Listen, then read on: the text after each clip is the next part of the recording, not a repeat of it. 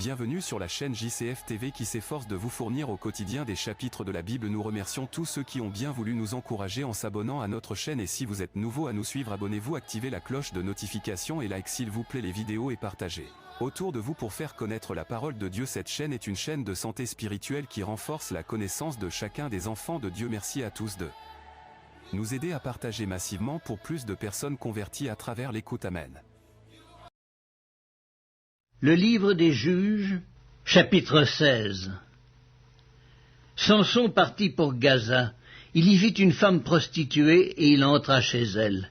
On dit aux gens de Gaza, « Samson est arrivé ici. » Et ils l'environnèrent et se tinrent en embuscade toute la nuit à la porte de la ville.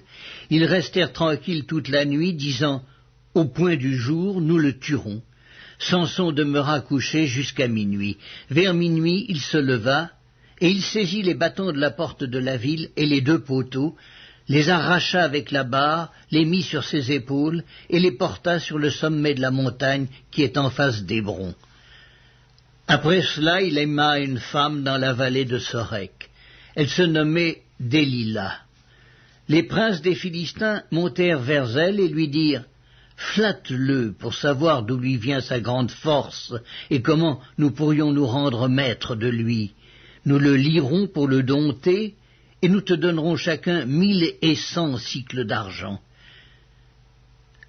Délila dit à Samson, « Dis-moi, je te prie, d'où vient ta grande force, et avec quoi il faudrait te lier pour te dompter ?» Samson lui dit, « Si on me liait avec 7 cordes fraîches, qui ne fussent pas encore sèches, je deviendrais faible, et je serais comme un autre homme. » Les princes des Philistins apportèrent à Délila 7 cordes fraîches, qui n'étaient pas encore sèches, et elle le lia avec ces cordes. Or, des gens se tenaient en embuscade chez elle dans une chambre. Elle lui dit, « Les Philistins sont sur toi, Samson !»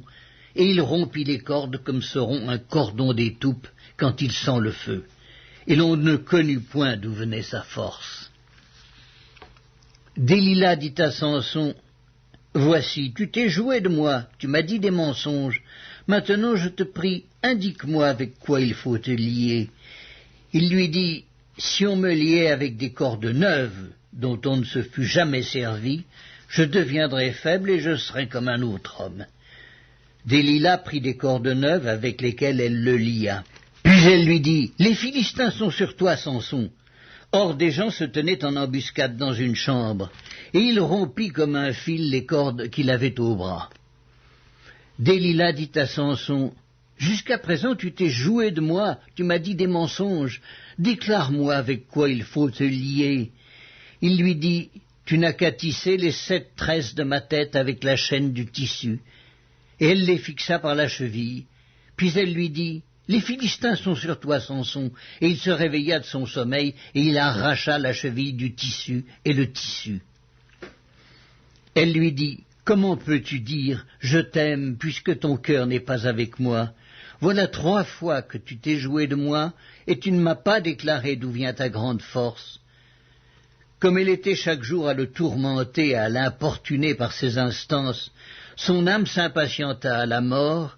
Il lui ouvrit tout son cœur, et il lui dit, « Le rasoir n'a point passé sur ma tête, parce que je suis consacré à Dieu dès le ventre de ma mère.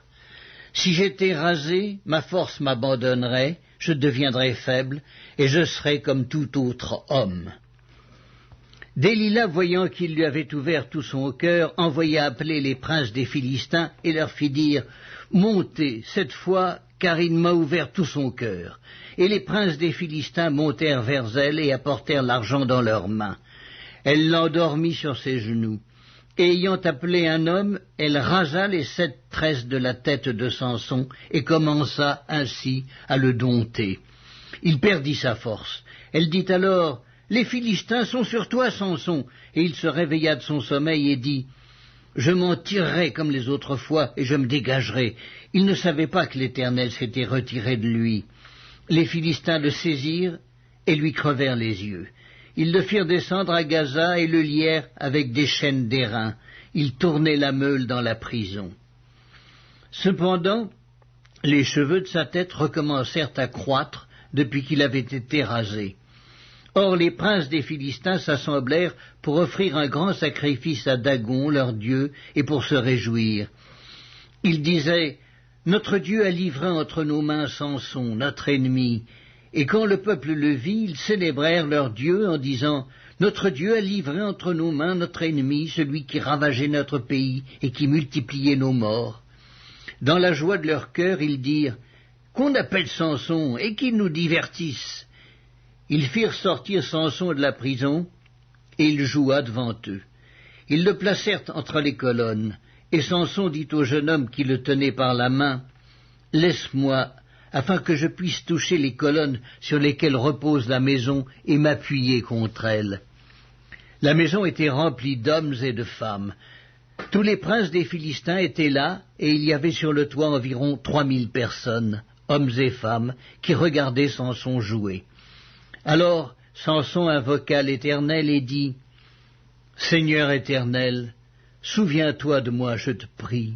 Ô Dieu, donne-moi de la force seulement cette fois, que d'un seul coup je tire vengeance des Philistins pour mes 2 yeux. » Et Samson embrassa les 2 colonnes du milieu sur lesquelles reposait la maison, et il s'appuya contre elles. L'une était à sa droite et l'autre à sa gauche.